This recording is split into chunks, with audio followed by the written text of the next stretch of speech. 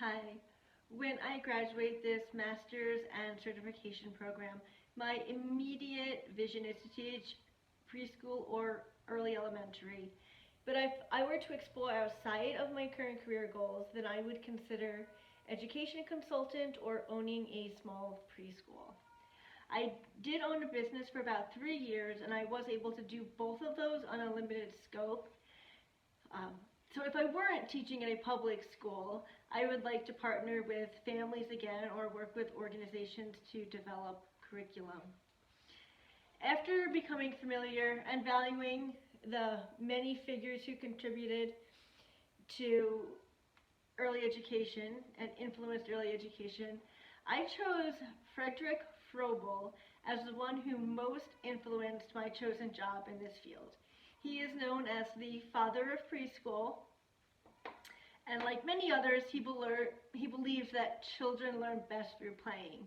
But what really spoke to me is that he believed children learn best while using materials from nature. And this resonated with me because I grew up with a mother who taught me that nature is the ultimate resource for eco-friendly play. It fostered just a really deep love and appreciation for all living things, even the smallest of them. And then my sister and I, created endless worlds using our imaginations, playing in our backyard. And some of my favorite memories are we'd have these huge rainstorms on Long Island, New York, and my mom would let us play outside in our swimsuits, just get as muddy as we wanted, sliding through that mud, and she'd kind of hose us off outside, bring us in for a nice warm shower, and then we'd always sit in front of our wood-burning stove. We had heat, but we really didn't use it too much. My dad would, chop firewood and collect it and store it all year, so we would have our wood-burning stove to keep warm. And I just have these really wonderful memories of playing with nature, playing in nature, bringing leaves into the house to do leaf rubbings or materials in nature to bring in to build with, create mobiles or art with. So that was one of the reasons that I selected him, but really the most compelling reason I selected Frederick Froebel is because of his contribution to finger plays and games in early learning. I know I've said it before and I'll probably say it again, but my first master's is in library science, specializing in early literacy. And when I worked in public libraries, I was selected by the state to improve library programming at a state level, which was really cool. And one of the things that I got to do was teach this curriculum to parents, caregivers, other librarians, and it's Every Child Ready to Read. And this curriculum teaches the 5 powerful practices that parents and caregivers can use to help children to get ready to read. So I love finger plays in educating young children because it's super fun, but they're also gaining pre-reading and writing skills like phonological awareness and vocabulary and fine motor strength and so on. So the creative part of this video is I brought a couple of examples of things that I would use in teaching, and I always try to create some kind of visual element to really drive those connections home of what we're doing with our hands and the words that we're saying and how we're slowing language down to hear those individual sounds. So my 2 blackbirds are at school right now, but I have my 2 cardinals. So I'm sure you know this one, like 2 little red birds sitting on a hill, one named Jack and one named Jill. Fly away, Jack, fly away, Jill. Come back, Jack, come back, Jill. And then, of course, you can always add like 2 little blackbirds sitting in the snow, one named Fast and one named Slow. Or 2 little blackbirds sitting in a cloud, one named Quiet and one named Loud. What else do I have here? This is one. It's my apple. I would give the children little paper apples, like die cuts with a hole in the middle, so that after I do this rhyme, they could do it with me using their fingers. So I'll show you how it goes. I found an apple on the ground. It looked delicious, red and round. I picked it up and took a nibble. Oh my goodness. There was a worm in the middle. And my large flannel board is at school, but this one's probably better for the video anyway.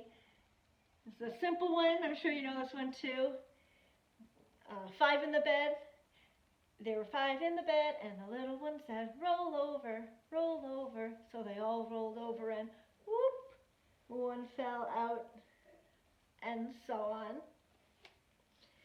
And then Frederick Froebel also mentioned playing games. And this is one of my favorite ones, and it's so simple, and I got it from, I want to say Dr. Jean. It's just a dog food bowl, which I bought just for this game.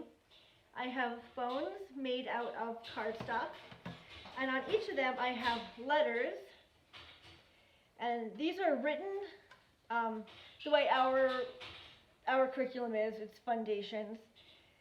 So the children would pass the bowl around. They would not see which bone they're picking, and they would pick their letter and state their letter. If they don't know it, they can always ask a friend for help. But hidden in these bones are some fun words like woof. So if a child selects woof from the bowl, they would show everyone, and everyone gets to say woof 2 times. Woof, woof. And then another fun one in here is good dog. So if someone selects it, they get to show everyone, and everyone gets to pat themselves on the head and say, good dog. So those are just some ways that I use finger plays and games in the classroom. Of course, there are many, many more, but I won't do them all in front of the screen for you right now. So to end this presentation, my immediate professional goals are quite humble, and it's simply to become a certified teacher so that I can bring my experience and passion for literacy and learning into my own classroom. I'm super fortunate. I work in a Reggio preschool classroom right now as a para-educator, and my supervising teacher values my experience and what I bring to the table. So I'm constantly bringing in like my books, my props, my puppets, my materials for whole, like, you know, small group movement or large group movement. I get to enhance the lesson plans. I get to do the science lessons and whatnot. So I really love what I do. I'm happy with where I am now. Of course, I would like the salary that comes along with being a teacher rather than a paraprofessional. So I would like to teach in my own classroom. But in the long run, once I've settled in, I would really like to be part of early child care reform. My own 2 children, they are 6 and 9 now, well, almost 7 and 9 now, and they've gone through, you know, the preschool daycare system, and it can't be stated enough that it's simply not affordable. And early childhood education needs to be affordable, if not completely free. So I would like to be one day part of that kind of reform that makes it available for all children. But more importantly, I think standards need to be increased for the title of teacher in these classrooms, and that early childhood needs to be elevated as a profession and not primarily childcare, as these children are getting ready to enter school. So that sums up my professional goals, my influences, my inspiration, and I just really look forward to completing this program and learning as much as I can, because you'll hear me ramble on about early literacy a lot, but I know there's so much more to what goes on in a preschool classroom, so I'm really excited to be part of this program. Thanks a lot.